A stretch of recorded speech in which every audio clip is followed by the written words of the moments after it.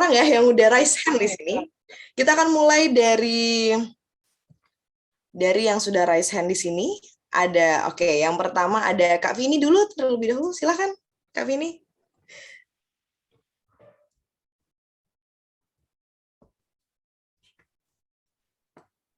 Oke. Suaranya belum keluar. Iya, suaranya belum keluar, Kak Vini. Iya. Maaf, sekarang suara saya udah terdengar, Kak Hana?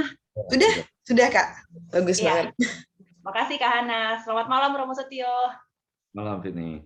Ya, Romo, ini izin cerita dikit. Tadi dijelaskan tentang angst ya. Perasaan mual seperti itu dan pusing. Saya waktu kelas 3 SD ngelihat jam dinding Mickey Mouse dan saya ngelihat detak jamnya, jarum jamnya, dan saya di situ ngebatin ini sebenarnya semuanya apa yang ada di mata saya dari mana, saya mau kemana. Terus saya mual, Romo, terus saya nggak berani mikir lagi kan. Itu saya pendam bertahun-tahun. Pas sekarang mendengarkan pemaparan Romo Setio tadi, oh ternyata itu namanya angst, saya mengalami angst mual gitu ya. Ya Romo, pertanyaan saya singkat saja, apakah eksistensi harus selalu bertumbuh? Maaf Romo kalau pertanyaannya ngebingungin, saya tadi kepikiran soalnya. Makasih Romo Setio. Ya, jadi tentu yang dimaksud Sartre di sini tentu adalah analisisnya tentang analisis kesadaran ya. Jadi sangat intelektual ya tentang bagaimana eksistensi itu adalah semacam aktivitas kesadaran manusia untuk menidak dari apapun yang dikatakan orang tentang saya, begitu ya. Apakah bertumbuh? Kalau melihat bahwa kajiannya Sartre ini sebuah fenomenologi ya, ontologi fenomenologis ya, maka jawabannya pasti iya. Ya, jadi eksistensi itu merujuk kepada keberadaan kita dengan seluruh diri kita ini. Ya, jadi penggambaran yang dibuat Sartre di Être Néant ya, Being and Nothingness, itu memang juga ya deskriptif sih, dia menggambarkan tentang badan ya, tentang manusia begitu ya. Jadi memang tadi yang banyak saya katakan adalah analisis, katakan filosofisnya ya, semacam konsep-konsepnya ya. Tetapi kalau kemudian kita juga merujuk pada contoh-contoh tadi ya, tentang Wicklow ya, pintu tertutup, atau contoh tentang garçon de café ya. Jadi bagaimana cara Anda berpakaian ya, cara seorang garçon de café itu membawa nampan ya, caranya dia menuangkan sparkling water ya, kalau Anda pernah jalan-jalan di luar negeri, itu semua kan standar ya, enggak boleh ngaco begitu loh. Jadi artinya ketika Anda itu tunduk pada esensi, Anda hidup mengikuti kodrat-kodrat tertentu, itu badan tubuh Anda itu mengikuti. Ya, seragam yang harus Anda pakai, celemek yang harus dipakai ya, termasuk perilaku ya, tatapan mata Anda, sikap kalau klien pergi ya, Anda harus membungkuk sedikit, terima kasih gitu ya. Nah, maka ketika Anda menidak itu semua, ya lalu itu juga tampak dalam ekspresi tubuh tentu saja. Ya kan? Seperti Sartre yang dalam hidupnya sehari-hari, misalnya dia tidak mau dia berfilsafat di kampus, ya nggak mau, dia di kafe, ya, nongkrong di kafe ya, diskusi filsafat di kafe ya, lalu menulis di situ ya, bikin konferensi di situ ya. Jadi lewat sikap-sikapnya itu kelihatan ya bagaimana dia menghayati eksistensinya ya. Dan termasuk tentu kalau yang ekstrim adalah lalu relasi dia dengan Simone de Beauvoir misalnya ya. Dalam hidup berpasangan, dia menolak itu yang namanya perkawinan, dia menolak esensi-esensi ya, bahwa laki-laki dan perempuan itu harus begini, harus begitu ya, dia tolak itu semua ya. Lalu ya dia bikin semacam fakta ya, bukan fakta integritas, tapi fakta perjanjian antara mereka berdua ya, bahwa oke mereka hidup bersama, tapi masing-masing bebas dari pasangannya masing-masing, asal saling cerita. Ya, jadi itu yang lalu memang ya, yaitu cara hidup eksistensialis mereka itu sampai ke, jadi bukan hanya ide-ide, tapi juga kebertubuhan mereka ya dalam soal relasi seksual juga itu dipraktekkan ya. Begitu Vini. Baik Romo Setia, cukup jelas. Makasih Romo, sehat selalu. Terima kasih Vini. Ya, baik. Terima kasih Kak Vini untuk pertanyaannya ya. Terus juga kita akan langsung aja ke penanya berikutnya ya, sahabat Circles, ke pertanyaan kedua dari yang raise hand ada Kak Arif. Saya persilakan. Oke. Malam Romo. Ya. Saya mau bertanya Romo, tadi dikatakan bahwa Sartre itu menolak segala hal yang bersifat esensial, betul ya? Ya. Terus dia menekankan bahwa eksistensi mendahului esensi gitu. Tapi di sana Sartre itu berbicara banyak tentang humanisme ya. Ya. Tentang kebebasan manusia yang sifatnya liberal ya. Ya. Apakah itu bukannya esensial banget? Humanisme itu liberal, kebebasan itu kan ide-ide yang sifatnya esensial itu satu. Terus yang kedua tadi Romo bicara tentang orang lain mengasingkan kita ya ketika memandang kita, betul ya? Ya. Saya mau tanya, apakah Romo malam ini merasa terasing nggak sih? Karena Romo buka kamera, kebanyakan kami close cam gitu. Gimana perasaan Romo ketika Romo bicara? Terus mungkin Romo nggak tahu apakah di antara kami semua ini ada yang tidur sebenarnya atau ada yang tidak mendengar.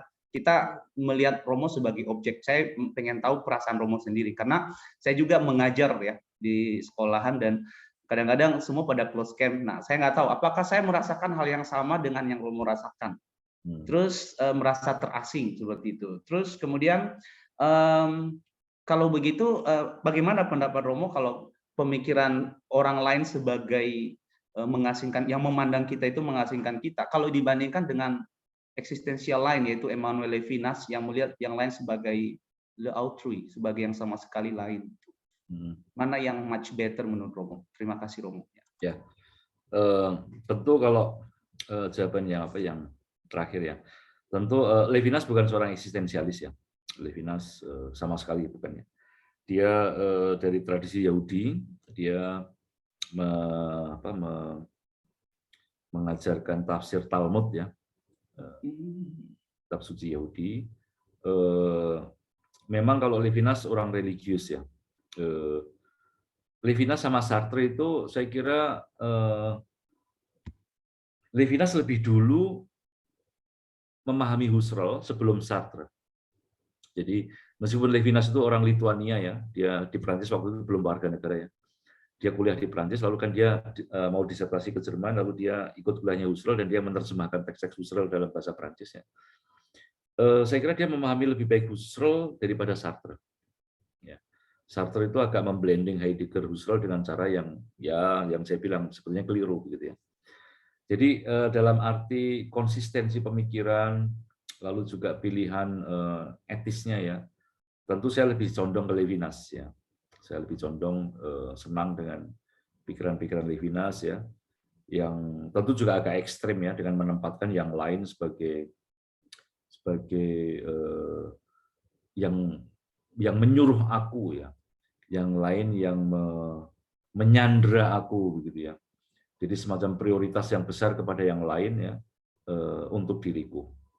Jadi tapi itu sebuah pilihan etis yang menurut saya jauh lebih menarik ya.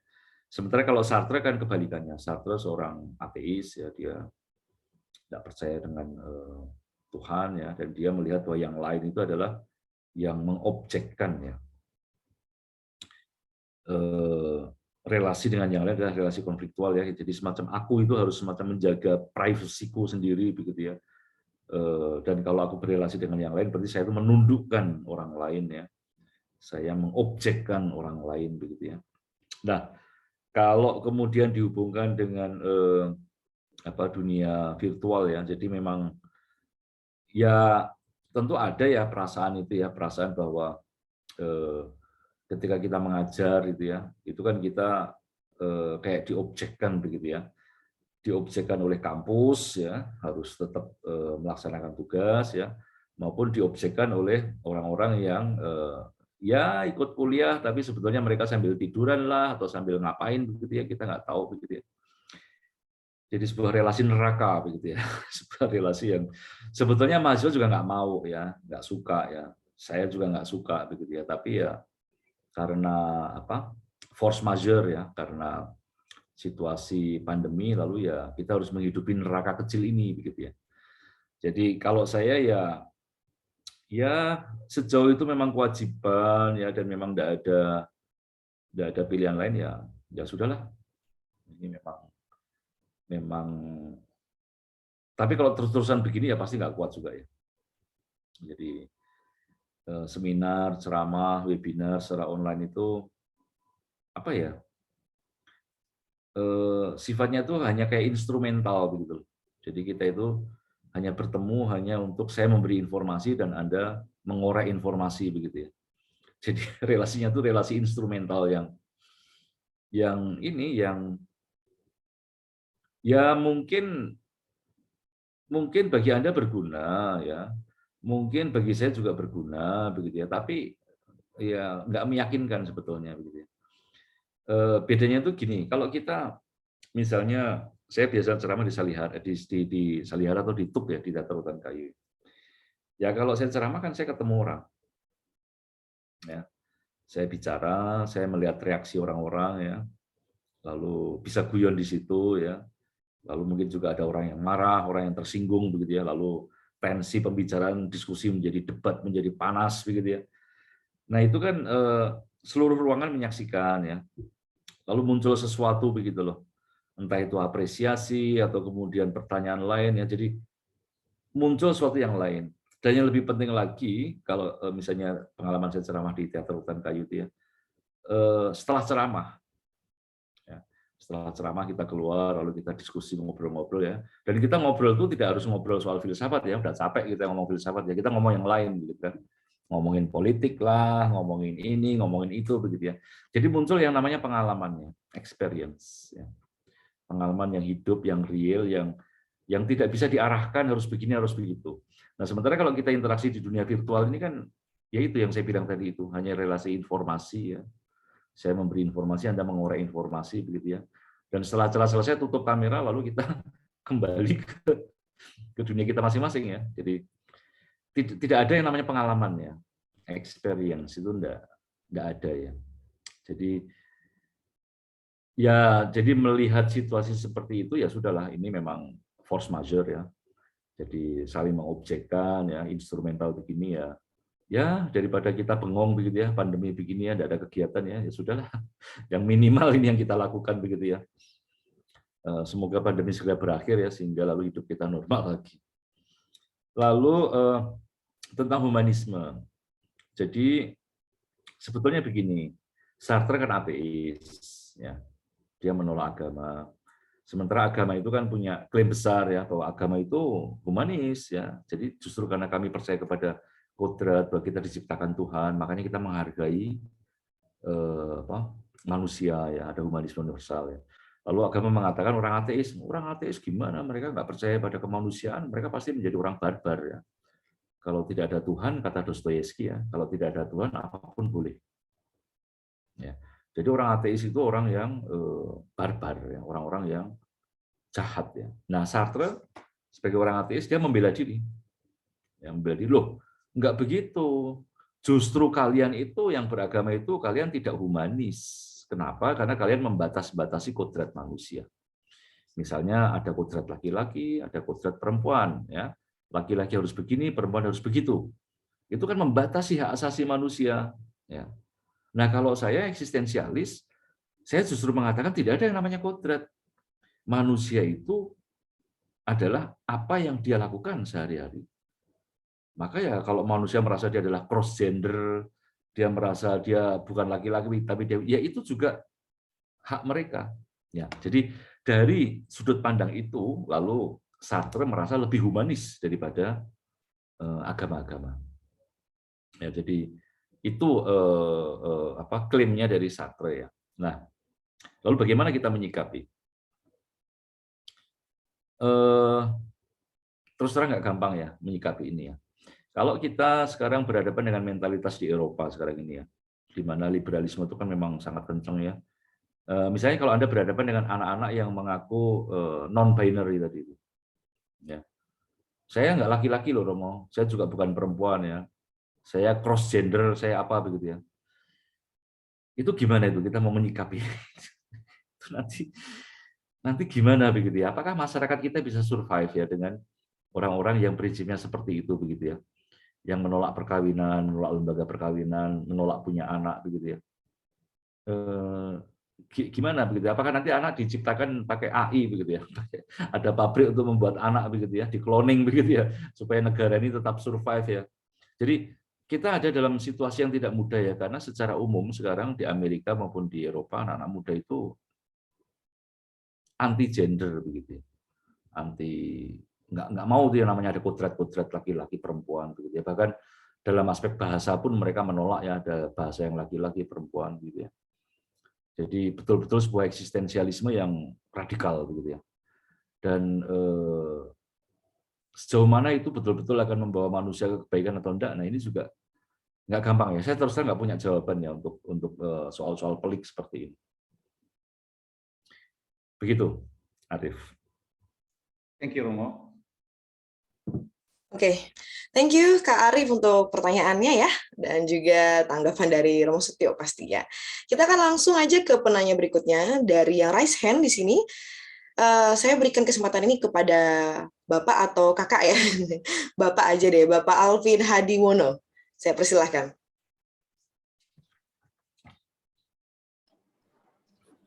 Oke, tes. Suara saya jelas ya? Jelas. Halo?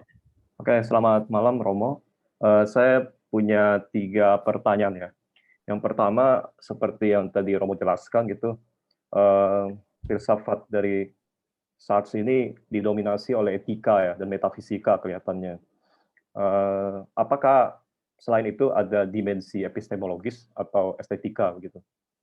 Mungkin Romo lebih mengenal itu karena sudah menulis bukunya. Itu yang pertama. Yang kedua adalah tadi juga dikatakan bahwa keberadaan adalah sesuatu yang berlebihan, tidak perlu. Itu menyangkut persoalan bunuh diri ya. Jadi apakah menurut Sartre ini bunuh diri itu diperbolehkan seperti itu? Terus yang ketiga ini menyangkut tadi yang juga baru Romo sampaikan juga gitu ya. Jadi dunia ini seperti dunia esensi ini kan seperti sebuah jaringan ya. Kita lahir di dunia pun karena jaringan itu. Kita bisa di rumah sakit, ibu kita lahirkan kita, itu kan karena peran dari jaringan esensi itu ya, sehingga kita lahir ke dunia. Lalu kemudian si Sartre ini dari bayi tubuh besar, kemudian dia menolak. Dia kan seperti menolak ya esensi-esensi yang menyebabkan dia lahir gitu. Kalau dilihat, kalau dia menolak kodrat, berarti dia termasuk menolak kodrat tubuh. Artinya makan, minum itu kan sebenarnya tidak perlu ya. Ya atau ya saya nggak tahu. Nah ini karena dunia ini terdiri dari jaringan esensi, terus tadi dikatakan bahwa tiap manusia dikutuk dalam kebebasan total gitu, terus manusia harus membentuk kembali. Nah, membentuk kembali ini kan berarti esensi baru ya. Esensi baru ini kan berarti harus kompromi dengan jaringan esensi yang sudah umurnya ribuan tahun, gitu Romo ya. Nah, menurut saya tadi dikatakan bahwa di akhir hidupnya dia mau nulis etika, mungkin maksudnya tiap manusia punya hak untuk membentuk secara pribadi dengan kebebasan totalnya esensi-esensi untuk kompromi dengan esensi yang memang sudah ada gitu. Mungkin maksudnya seperti itu sehingga kompromi ini melahirkan otentisitas penuh pada tiap pribadi. Nah yang terakhir ini menurut pendapat Romo seperti apa gitu. Demikian Romo, terima kasih. Ya, tentang bunuh diri ya, saya memang lupa, saya belum pernah membaca secara eksplisit ya. Bunuh diri itu kan, tapi bayangan saya begini ya, bunuh diri itu kan berarti kan Anda menganggap ada sesuatu yang baik dalam tindakan itu ya, sehingga Anda lalu membunuh diri Anda. Kematian sebagai sesuatu yang, ada sesuatu yang baik begitu loh, ada semacam esensi ya di kematian itu ya. Dan tentu itu tidak terbayangkan kan bagi Sartre ya, bahwa ada sesuatu yang baik dari kematian begitu ya. Sama sebagaimana kita tidak tahu ya dari mana kita berasal ya. Nanti pun kalau kita mati, kita juga nggak tahu gitu ya. Ya, karena tidak ada telos ya, tidak ada tujuan apapun dalam kematian itu. Jadi kematian bukanlah semacam momen di mana kita kemudian nanti masuk surga ya. atau kematian menjadi enggak ada apa-apa ya di kematiannya. Sama seperti akar tadi loh. Ya muncul dari mana nggak tahu, terus masuk ke mana nggak tahu ya. De facto kita ini ada di dunia dan kita meskipun kita merasa mual ya, tapi ya kita harus otentik begitu ya dengan situasi itu ya, bertanggung jawab dengan keberadaan kita itu sendiri. Jadi di situ lalu tentu saya tidak membayangkan bahwa Sartre akan mengadvokasi bunuh diri ya. Jadi karena ya de facto kita ada dan kita itu yang kita miliki ya, itu yang harus kita lakukannya. Nah, lalu apakah kemudian ada semacam etika ya, otentisitas diri ya. Jadi gini, kalau Anda bersikap otentik dalam arti Anda sepenuhnya bertanggung jawab dengan kebebasan Anda sendiri ya. Mungkin secara individu bisa dibayangkan kali ya, bahwa Anda itu merasa bertanggung jawab ya dengan apapun yang Anda lakukan. Hanya masalahnya kan etika itu kan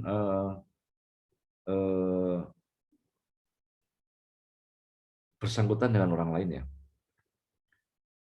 Ya, jadi kenapa ada baik buruk ya? Kenapa lalu ada semacam patokan, pakem ya? Jadi misalnya kalau saya mencuri ya saya mencuri mungkin itu otentik, itu kebebasan saya begitu kan. Saya kan bebas untuk melakukan apapun kan, termasuk mencuri begitu kan, atau menembak Anda begitu ya. Dari sudut saya, it's okay, itu otentik ya, itu sebuah kebebasan kamu yang sudah kamu timbangkan dengan tanggung jawab kamu. Cuma kan masalahnya kan, lalu kan milik orang, yang saya ambil itu kan punya orang, yang saya tembak itu kan orang lain begitu ya.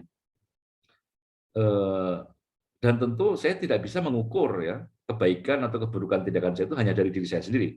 Ya. Jadi selalu harus ada orang lain yang ditimbang.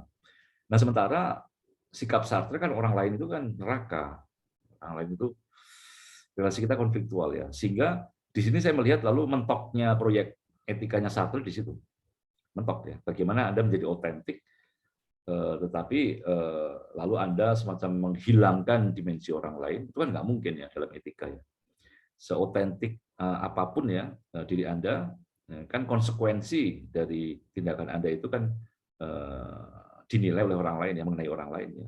Dan itu yang lalu membuat semacam memunculkan apakah tindakan itu baik atau buruk. Jadi saya kira kalau saya lebih melihat mentoknya ya karena dari kontradiksi dalam pemikiran Sartre sendiri ya, yang tidak memungkinkan ya untuk membangun sebuah etika. Nah kalau estetikanya Sartre tentu saja dia menulis drama ya, menulis naskah, novel. Tidak seindah punyanya Albert Camus ya, tapi ya oke ya, karya-karyanya bestseller ya. Sartre juga kayaknya ditawari hadiah Nobel tapi dia menolak ya, tidak mau mengambilnya ya.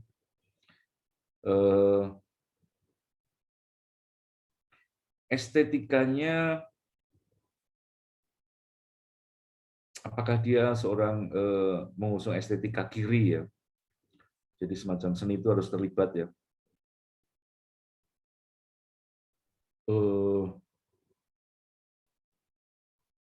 Di drama-dramanya itu terlibat, tapi terlibat dalam arti eksistensial ya, bukan terlibat secara politis ya. Sartre punya tulisan-tulisan yang sangat politis ya, sangat membela Rusia, membela Uni Soviet, sangat membela Mao, sangat membela. Tetapi kalau di dalam karya filsafatnya atau karya romannya, tidak ada kelihatannya.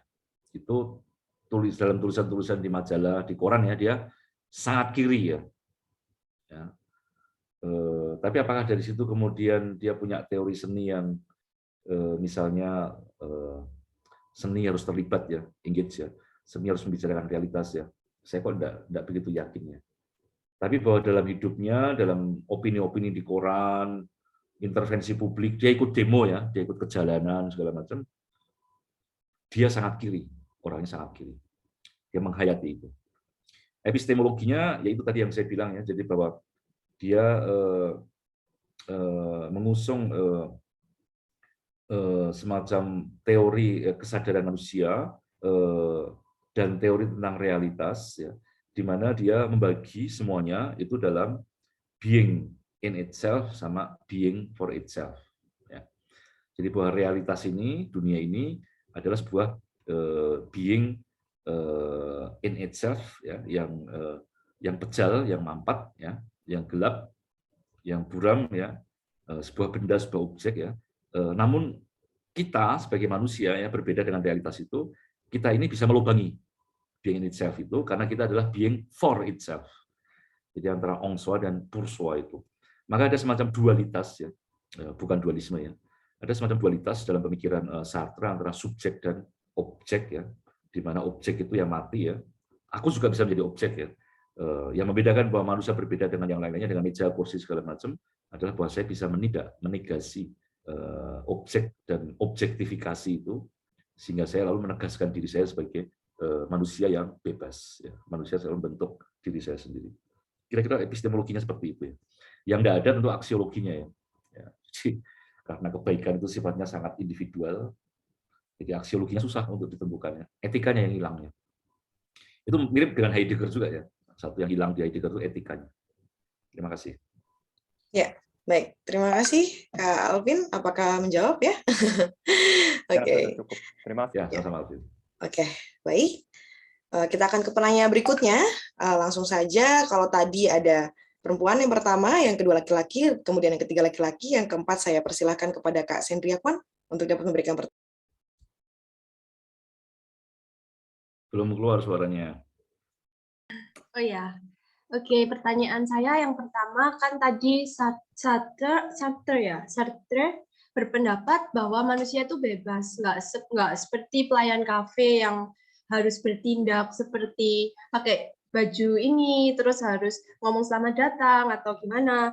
Nah, lalu menurut Sartre sendiri bagaimana untuk membentuk dirinya sendiri? Mungkin kalau yang bebas, nggak menikah, terus dia kayak melawan norma-norma sosial, itu mungkin masih masuk sama pendapatnya dia yang dia nggak mau seperti pelayan restoran.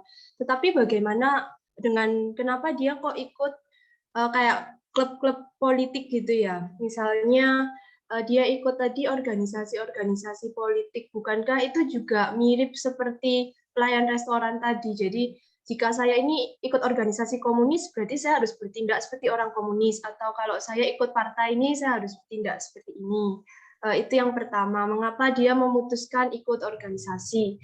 Yang kedua, apakah Sartre ini pernah menelisik, misalnya dalam hidupnya ini, bagaimana prosesnya sehingga dia mengkonklusikan kalau kita ini the drop. Apakah dia pernah seperti berpikir, kenapa ya ada manusia di dunia ini, ada kan dia ateis ya, jadi nggak percaya pencipta, mungkin dia menelisik dari sains, apa ada proses seperti itu. Lalu kenapa dia ada semangat hidup, misalnya dia masih menulis buku dan lain-lain, sedangkan kalau misalnya kita berpikir kita ini kayak harus ada kita atau nggak ada kita, dunia ini sama aja kan, seperti pesimis gitu ya, tapi kenapa kok dia masih punya semangat hidup, gitu aja. Terima kasih. Ya, terima kasih ya, Cynthia. Jadi dia akan mengkritik konvensi norma-norma sosial ya, di mana orang itu, masyarakat itu hidup dengan mengikuti esensi-esensi tertentu ya. Yeah. Pelayan kafe atau mungkin juga sebetulnya ini konsep ayah yang baik. Yeah. Pegawai kantor yang baik ya, harus berpakaian seperti ini, harus masuk jam segini, harus bersikap seperti ini kepada bos begitu ya. Atau kalau di ASN ya, pegawai negeri itu kan ya, kalau bos datang bawakan tasnya begitu ya. Anda harus senyum, ramah, begitu ya. Jadi Anda itu hidup tidak otentik, ya, penuh dengan mauvaise foi. Ya. Dan manusia itu menurut Sartre bebas. Jadi janganlah ditirani, dikungkung ya oleh esensi-esensi norma-norma seperti itu. Nah itu kalau saya nggak salah ingat ya, ketika dia jadi guru SMA. Jadi kalau di Perancis itu ya, kalau kamu mau jadi filsuf itu kan setelah master nanti kamu ujian agregasium dulu. Setelah agregasi kamu ditempatkan di SMA. Nah Sartre itu terkenal sebagai guru yang ngaco begitu ya. Jadi ngajarnya nggak di kelas, anak-anak diajak ke pantai begitu ya, ngobrol-ngobrol ya, berfilsafatnya itu seperti itu. Atau yang ekstrem lagi, beberapa anak diajak ke tempat pelacuran segala begitu ya. Jadi betul-betul out of the box begitu ya. Yaitu bebas. Artinya nggak usah ikut peraturan-peraturan konvensi ya. Jadi lewat kebebasan-kebebasan itulah kamu membentuk dirimu sendiri. Kamu menjadi apa tergantung dari pilihanmu setiap saat. Dari pilihan-pilihan itulah yang lalu bentuk kamu menjadi demikian. Nah, hanya kan lalu ada pertanyaan kenapa lalu kok dia menjadi membela partai gini. Itu orang yang tidak konsisten. Jadi Luc Ferry dia mengatakan ya Sartre tua, mungkin pikun atau gimana, dia nggak setia lagi dengan doktrin kebebasan itu, karena kemudian dia malah membela partai, bahkan dia membela Uni Soviet yang jelas-jelas otoriter ya, yang punya kamp kerja paksa bernama Gulag gitu ya, yang membunuh jutaan orang ya. Bagaimana mungkin rezim seperti itu kok masih dibela oleh Sartre? Jadi ada yang mengatakan Sartre tidak konsisten. Ya kalau saya sendiri tadi sudah saya katakan ya sejauh Sartre memang prinsipnya itu segala sesuatunya adalah kontingen, bisa ada bisa tidak ada ya kontradiksi itu adalah bagian dari cara hidup kontingen itu sendiri. Ya, jadi karena segalanya itu tidak ada yang mutlak, maka ya hari ini Anda anti konvensi, anti esensi-esensi, hari lain lalu Anda pro kepada esensi, ya. Nanti hari lain lagi anti lagi, ya why not juga. Ya, jadi kalau dari sudut pandang kontingensi, ya satu tidak kontradiktif, memang seperti itu. Ya. Jadi tidak konsisten itu adalah bagian dari kontingensi itu sendiri. Lalu pertanyaan kedua, apakah ada pengalaman hidup yang mengenai the throne ya, dan kenapa kok dia masih pengen hidup gitu ya, dan bahkan lalu kemudian kan menulis ya, melakukan banyak hal begitu ya. Jadi saya ingat di autobiografinya itu, Lemo ya, kata-kata itu, ada satu cerita. Jadi Sartre itu waktu kecil, rambutnya itu bagus ya, ikal ya, kayak rambut bangsawan gitu loh, panjang ya, waktu kecil. Imut begitulah, cakep begitu ya, dan dia senang yang menjadi perhatian dari seluruh keluarganya, dari kakek, nenek, orang tuanya. Menjadi semacam anak emas lah di keluarga itu ya. Lalu suatu hari sama ibunya dia dibawa ke tukang cukur. Dipotong. Rambut kebanggaannya itu dipotong. Dan ketika dia pulang, dia melihat reaksi kakek neneknya itu kayak kaget gitu ya. Tadi yang berangkat dari rumah itu anak yang imut, cakep ya. Terus sekarang yang pulang ke rumah setelah cukur kok kodok gitu ya. Jadi dia tuh merasa jadi kayak kodok ya, apalagi dengan matanya yang juling gitu ya. Jadi itu kayaknya pengalaman itu membekas ya, bahwa kayaknya lebih baik saya nggak ada gitu ya daripada ada begitu ya. Oleh sekeluarga itu ya. Nah, jadi kayaknya pengalaman-pengalaman kayak gitu ya, apalagi dengan mata juling ya. Kalau mata juling itu kan gimana ya? Itu kan nggak bisa disembuhkan. Lalu ya Anda tahu bahwa orang lain itu melihat ada juling begitu ya. Jadi meskipun sudah kamu tutupi dengan kacamata segala macam, Anda kan tetap punya perasaan bahwa ya saya dianggap nggak normal ya orang-orang itu ya. Meskipun orang lain berlagak normal dengan saya begitu ya. Jadi saya kira ada pengalaman-pengalaman begitu ya, di mana memang ya sebetulnya saya itu enggak ada itu lebih baik ya, tapi nyatanya saya ada. Lalu saya harus ngapain begitu kan? Jadi kalau kematian itu tidak ada apa-apa ya, tidak ada yang baik di balik kematian ya.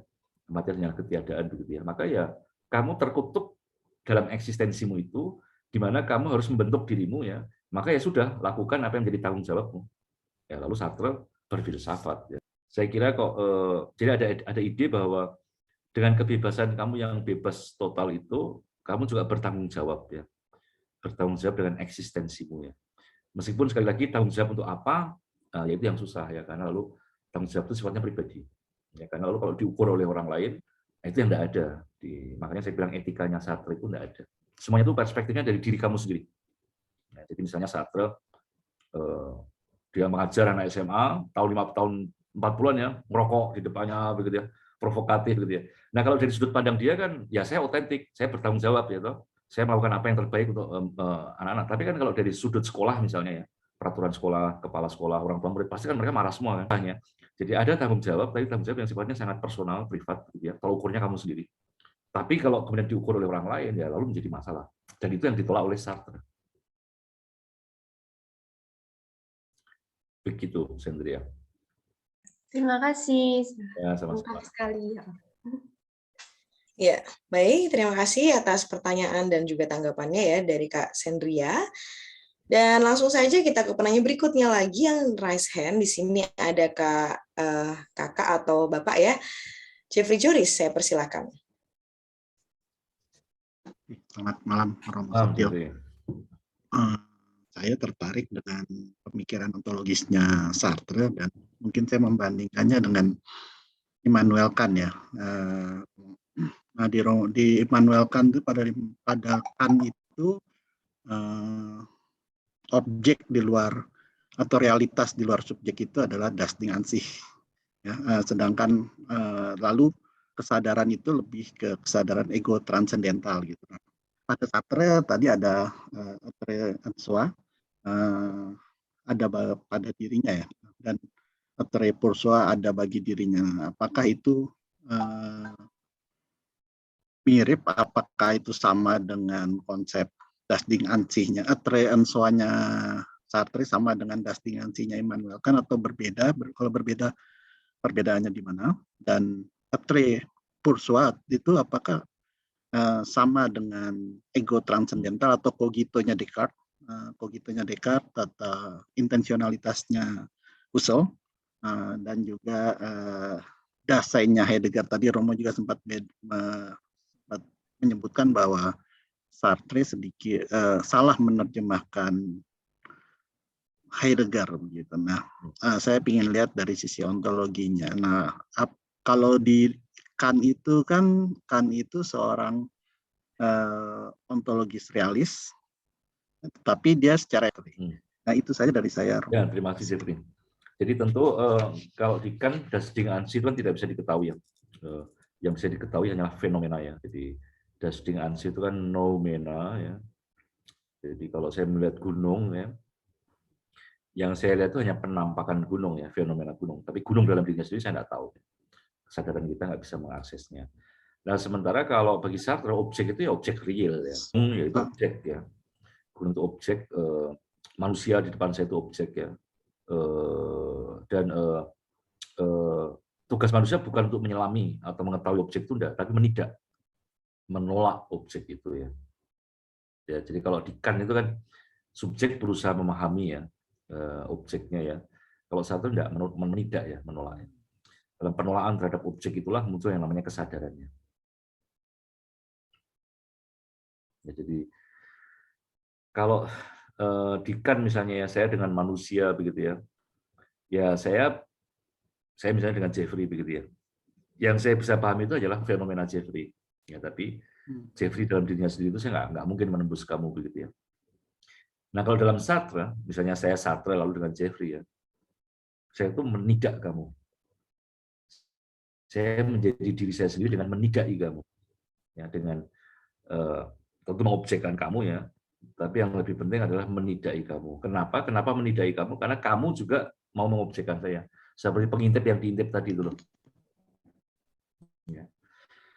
Lalu tentang apakah subjeknya Sartre itu bisa dikatakan sama dengan ego transendentalnya, subjek transendentalnya Kant? Kalau subjek transendental itu kan sebetulnya sesuatu yang diandaikan ada ya. Jadi subjek sama seperti, jadi kalau objek itu kayak dibelah dua, ada das Ding an sich sama ada fenomenanya, maka subjek kan juga sama toh. Jadi dia itu hanya diandaikan ada saja begitu ya. Diandaikan ada, diandaikan yang semacam dia yang mengkonstitusi. Nah, kalau di Sartre subjek itu real ya, manusia ya, saya ya. Saya yang menidak orang lain gitu ya, dan tendensi diri saya sendiri, saya mempunyai kemungkinan saya sendiri ya. Jadi misalnya saya menidak esensi sebagai garçon de cafe, saya menidak esensi sebagai pegawai, saya menidak esensi bahwa saya laki-laki. Nah, dengan saya menidak itu semua ya, lalu saya dengan pilihan-pilihan saya mengkonstruksi diri saya sendiri. Maka di sini Sartre tentu memakai konsep dasainya Heidegger secara salah kaprah. Kenapa salah kaprah? Karena kalau dasainya Heidegger itu kan sudah tidak ada kesadaran lagi. Dasai Heidegger itu berrelasi dengan realitas lewat stimung ya, lewat perasaan-perasaan fundamental ya. Tapi dasai Heidegger tidak lagi memakai akal kalkulatif ya. Dasainya Heidegger itu lebih pasif meditatif. Nah, sementara Sartre kan enggak. Sartre kan kesadarannya itu kan mungkin malah lebih mirip ke Cartesian ya. Ego yang cogito yang kuat itu ya, yang lain penidaan terhadap apapun di luar diri. Begitu Jeffrey. Oke, terima kasih Romo. Ada sesuatu yang ingin diklarifikasi? Saya berikan kesempatan yang lain dulu Romo. Terima kasih. Baik, terima kasih. Baik, terima kasih Kak Jeffrey untuk pertanyaan ataupun tanggapannya kepada Romo Setio. Dan lanjut saja kita ke penanya berikutnya di menit-menit terakhir ini ya, sahabat Circles. Saya berikan kesempatan kepada Bapak Markus. Silahkan. Selamat malam, Romo Setio. Mas. Mas, Romo, suara saya? Terdengar jelas. Oke. Nah, sebetulnya saya ada pertanyaan yang agak nyambung ya dengan beberapa pertanyaan sebelumnya. Jadi dari konsep Garson de Cafe ini sebagai penggambaran konsep autentifikasi hidup, misalnya begitu, Romo. Sebagai memberikan penjelasan sebagai orang yang baik atau yang saleh, begitu ya, Romo ya. Saya coba bandingkan, misalnya kita bandingin misalnya seorang pelayan bar lah, katakanlah begitu ya, yang juga punya sistem tapi penuh dengan fleksibilitas dan dinamis. Dia kan bertolak, tidak sama begitu, Romo. Masing-masing mengkonstruksi dirinya sendiri. Bagaimana kita ini sebagai seorang pembelajar ini, kita menyikapi yang dicontohkan oleh si Sartre ini, ya, apakah kita lihat kita ini tunduk pada suatu esensi, atau karena Sartre ini kan dasarnya dan pemikiran dia buah ateisme, kalau saya nggak salah gitu, Romo ya. Sedangkan kalau kita masuk ke dalam satu sistem tertentu, misalnya sistem Garson de Cafe ini, ada buahnya yang merupakan kondisi yang memang misalnya kerapihan, mungkin juga kedamaian, atau sistem yang terorganisasi, yang walaupun saya nggak bilang selalu yang ateis itu jadi autan, jadi berantakan begitu, karena kita juga bisa lihat dia bisa melahirkan satu nilai keluhuran ya, Romo ya, begitu ya. Kalau saya salah tolong dibetul. Bagaimana ini, Romo, pertanyaan saya ya, bagaimana pandangan Romo ya sebagai Romo, seorang Romo Setio terhadap tindakan menidak dalam esensi eksistensialisme ini? Singkat, apa yang kita bisa pelajari dalam Sartre ya, supaya ya hidup kita juga bisa lebih berseni begitu ya, dari filsafat juga, tapi juga tidak masuk ke kondisi yang aut-autan atau bahkan nausea begitu, Romo. Itu pertanyaan saya. Terima kasih, mohon saran, mohon jawaban, terima kasih. Ya, jadi saya kira ada benarnya yang kamu katakan ya, bahwa sebetulnya dengan esensi ya, itu kan ada kerapihan, ada organisasi ya, semuanya berjalan baik ya. Tentu ya, tentu. Nah, hanya kan kita tidak sadar bahwa kerapihan segala macam itu bisa jadi lalu menekan gitu, menjadi otoriter ya. Iya, Romo. Menghilangkan kebebasan. Sementara sisi lain, kalau kita ikut Sartre, tentu ya dia menawarkan kebebasannya. Jadi kita jangan terkungkung ya. Kita ini bisa bebas, hidup cuma sekali ya. Jadi kalau kamu pengen ini jalanin aja, lakukan aja begitu. Tapi malah resikonya tentu aut-autan gitu. Jadi kita kayak melihat plus minusnya seperti itu kan. Nah, lalu bagaimana sikap yang katakan untuk saya sendiri ya? Ya, kalau saya tentu lebih di sisi esensi tadi itu ya. Ya.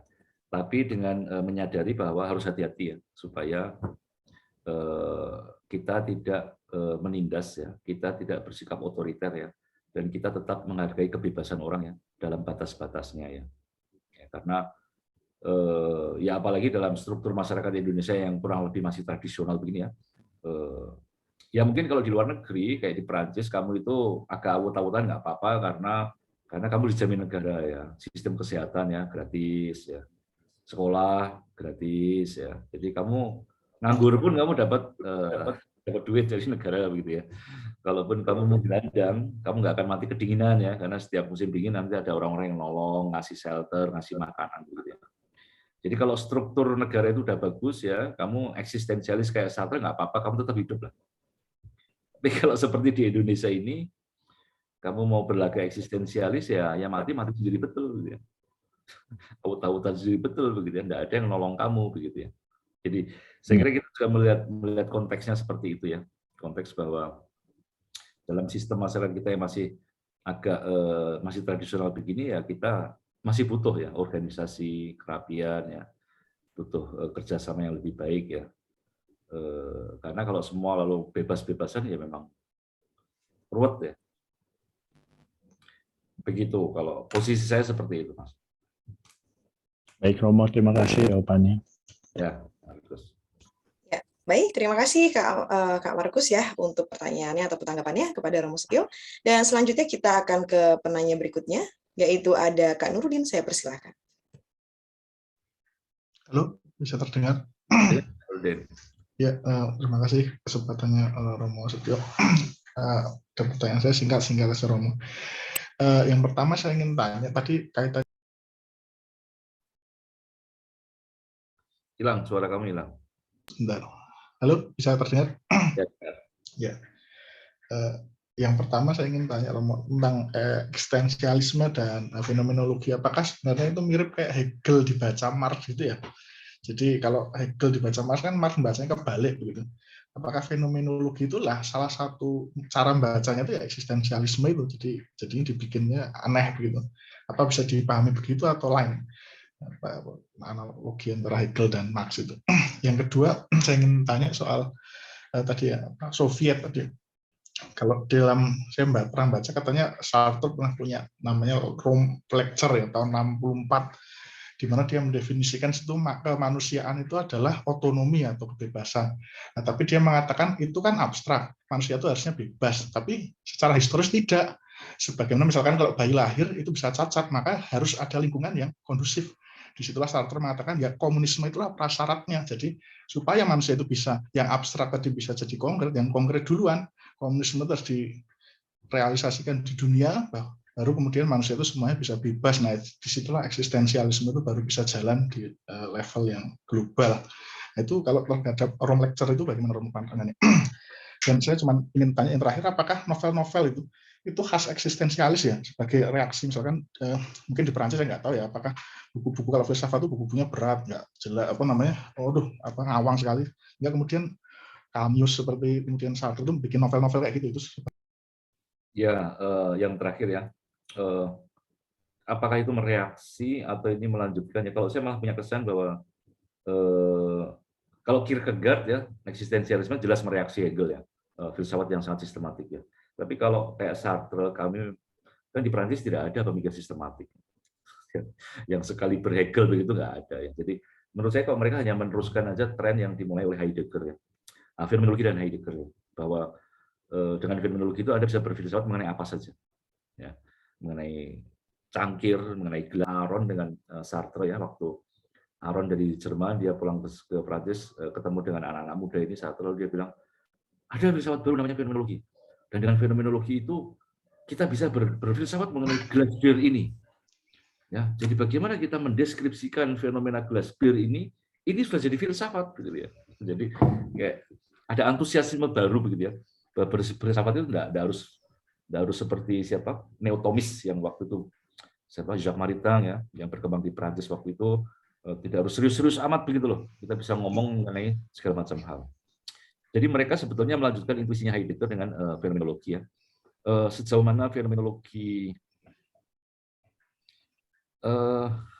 agak beda ya caranya Sartre menerapkan fenomenologi dengan kalau di Husserl itu kan soal intensionalitas ya, bagaimana kesadaran kita itu dunianya ya, harus ada epoke ya, harus ada reduksi transendental, reduksi fenomenologis ya. Jadi konstitusi makna ya. Jadi ketika saya berbicara mengenai gunung atau mengenai perang Ukraina dan Rusia begitu ya, itu kita harus hati-hati ya, karena harus ada epoke dulu, ada reduksi eidetik, reduksi ini gitu ya. Sartre kan enggak. Dia enggak begitu kan. Dia kecenderungannya malah kembali kayak ke Descartes begitu loh. Jadi kesadaran manusia bersifat konstitutif dengan menidak ya caranya. Di fenomenologi kan tidak ada itu menidak gitu.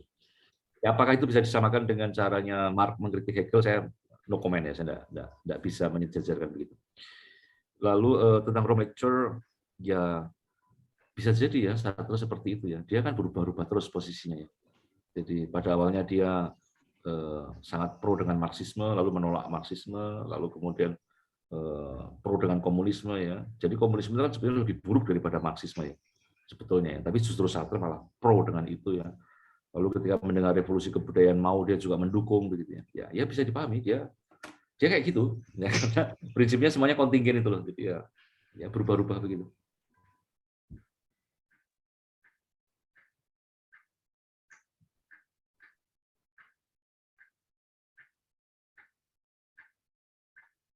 Oke. Sudah Romo atau ada lagi yang ingin disampaikan?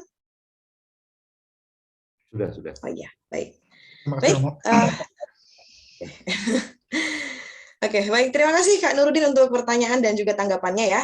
Karena waktu kita hanya tinggal 2 menit lagi menuju jam 9, jadi mohon maaf nih bila ada sahabat Circles yang tadi mau tanya mungkin belum sempat ada kesempatan ya. Ini ada Kak Wadyo sama juga Pak Joko ini. Mohon maaf sekali dan mungkin bisa di kesempatan yang lainnya ya. Bisa ditanyakan sama Romo Setio gitu. Ini saya berikan waktu sedikit kepada Romo Setio untuk memberikan closing statement. Ya, jadi eksistensialisme tentu doktrin yang membawa katakan angin segar ya, eksistensi mendahului esensi ya, sebuah angin segar yang tentu juga bisa sampai ke ekstrem-ekstrem ya.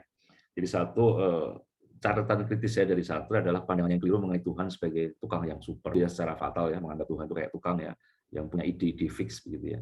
Saya kira kita orang-orang beragama juga paham bahwa Tuhan tidak seperti itu begitu ya. Tuhan adalah semacam horizon ya, horizon kebaikan ya, yang terus-menerus menarik kita ke situ dan sebagai pencipta dia memberi kebebasan penuh ya, kepada kita ya. Jadi Tuhan tidak membatas-batasi kita seperti seorang tukang. Begitu.